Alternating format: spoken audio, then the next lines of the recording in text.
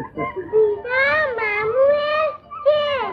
দিদা মামু এসছে। মা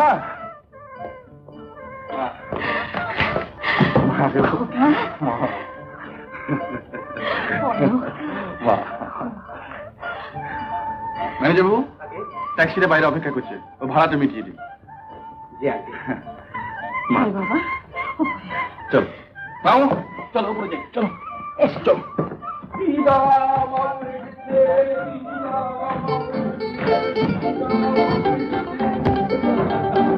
সাহেব, আমাদের সাহেব, কত খোঁজাখুঁজি, কত পুলিশে খবর কেমন?